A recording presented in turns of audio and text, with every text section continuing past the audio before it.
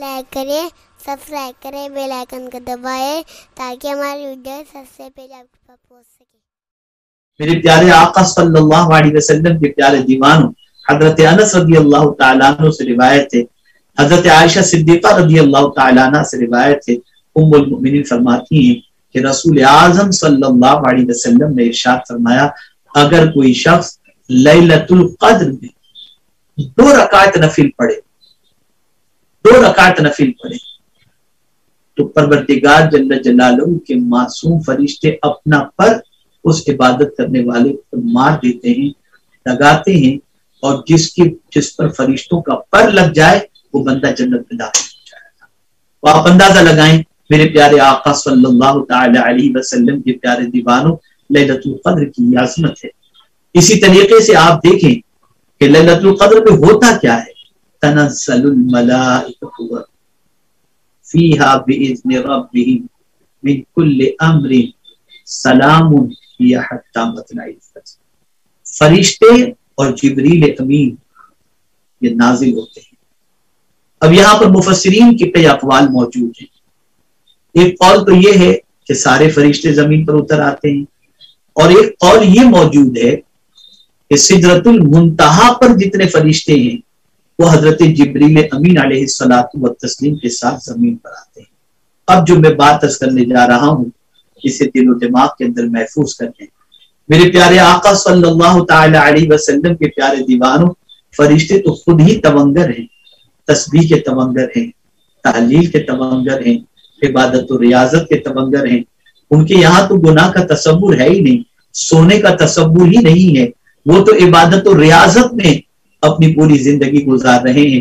تو یہ فرشتے لیلۃ القدر میں زمین پر کیوں اترتے ہیں، کیا ریزن ہے اس کا، اور آ کر کے ان بندوں سے مصافحہ کیوں کرتے ہیں جو بندے پروردگار کی عبادت و ریاضت و ذکر و اذکار میں؟ اس فلسفے کو سمجھنا یہ بہت زیادہ ضروری ہے۔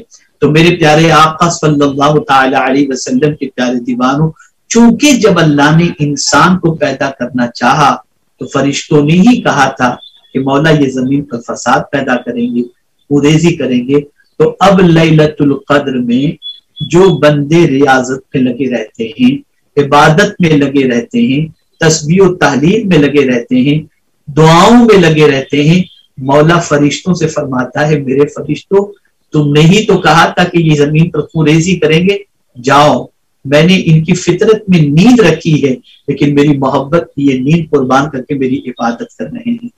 یہ دیکھو خود بھوکے رہ رہے ہیں، اوروں کو کھلا رہے ہیں، اور میری بندگی کے اندر اپنا وقت گزار رہے ہیں، اور دیکھو گناہ سرزد ہوا لیکن اس کے بعد وہ مجھ سے سسکیاں لے لے کر رو رو کر گری و زاری کر کے مجھ سے معافی مانگ رہے ہیں۔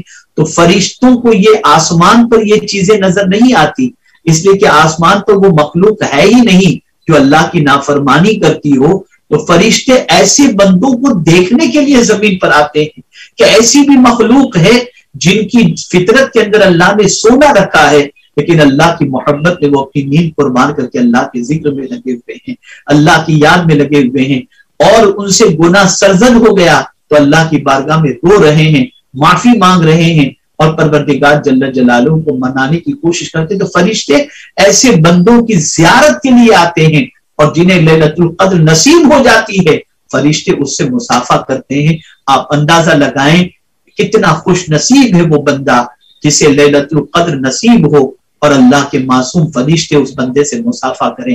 میرے پیارے آقا صلی اللہ تعالی علیہ وسلم کے پیارے دیوانوں، اسی طریقے سے لیلۃ القدر کے اندر سارے امور تقسیم ہو جاتے ہیں، کس کی زندگی کتنی، کس کا رزق کتنا، کس کی تقدیر میں کیا، یہ ساری چیزیں۔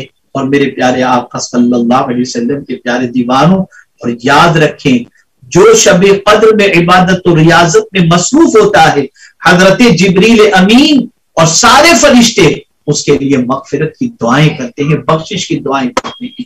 اس سے آپ اندازہ لگا سکتے ہیں کہ شب قدر کتنی عظمت والی رات ہے۔ اے رسول اعظم صلی اللہ تعالی علیہ وسلم کے دیوانوں، رسول اعظم صلی اللہ علیہ وسلم نے تلاش کرنے کا حکم دیا، ہم تلاش کریں۔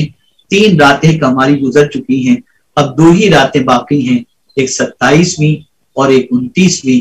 ہمیں چاہیے کہ شب قدر کو ان دونوں راتوں میں تلاش کریں.